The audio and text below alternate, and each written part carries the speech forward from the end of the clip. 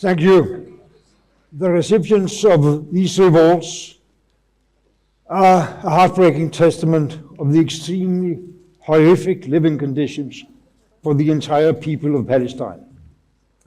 As expressed also by UNRWA the last week, Gaza is also the most dangerous place on earth for relief workers and journalists.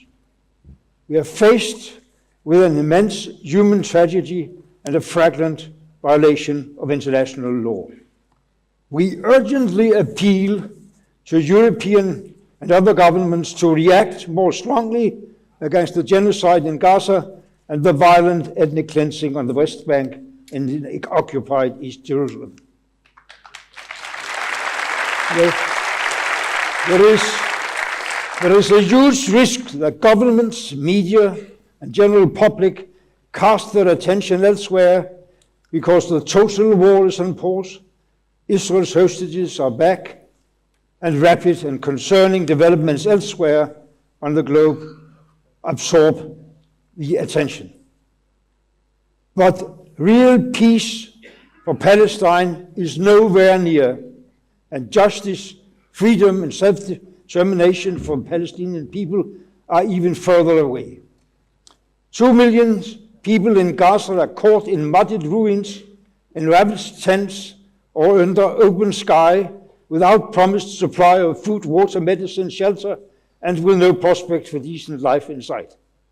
At the same time, the number of illegal settlements on stolen Palestinian lands on the West Bank is imploding right now.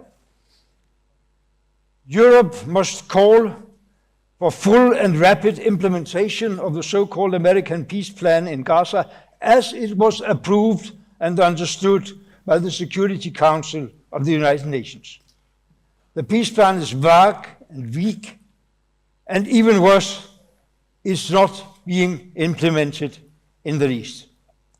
The composition of so-called Peace Council is extremely counterproductive for successful implementation. President Trump gives himself a veto power, and he has very close relationships, as we know, with Benjamin Netanyahu. The Israeli Prime Minister is against any plan who could loosen Israel's iron grip on Gaza. He will try to stop any movement towards a phase 2 in the peace plan. He openly says he will destroy the possibility of a Palestinian state.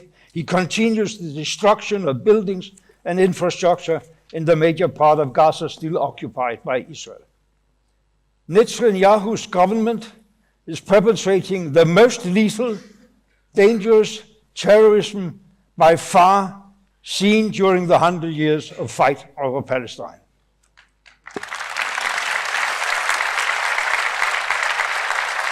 And his most extremist coalition partners openly talk about the idea of driving Palestinians totally out of Palestine. That is why we must call for the strongest international attention and pressure on the governments of Israel, of the United States, also from progressive forces inside these countries. We must demand an immediate end to the random killing of Palestinians in Gaza, which continues even after the so-called ceasefire was declared.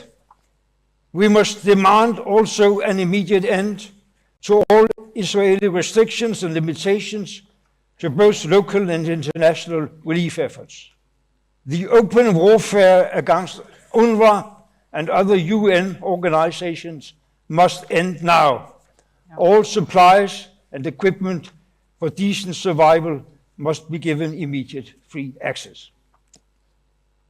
Basic security in Gaza can only be reached with a rapid deployment of international peace force, paving the way for an Israeli withdrawal from the occupied part of the Gazan territory, demilitarization of Hamas, and establishment of a civilian Palestinian administration and police force.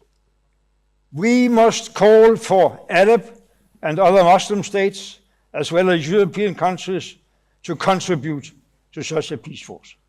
We appeal to Europe and to the whole international community to keep up the pressure on free for thousands of Palestinians who are detained in Israeli prisons and camps without charges or unjustly convicted, excessively or lifelong imprisonment. Among those, Marwan Barghouti.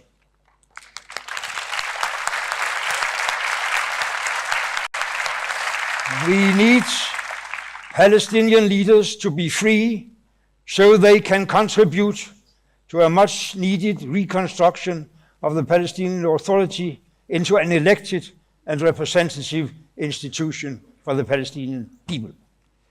We must appeal for sanctions against trade with illegal Israeli settlements, against leading figures in those settlements, and the political and military leaders, of course, responsible for the genocide. We must call on European governments to actively support and secure the free access and free reporting for journalists from all the Palestinian territories, so the cruel truth of genocide and destruction can be documented after years of determined efforts to keep free media away and kill its representatives. And let us never forget, with all these present challenges to be met, never forget the demand from the overwhelming majority of the member states of the United Nations for Palestinian statehood. Thank you very much.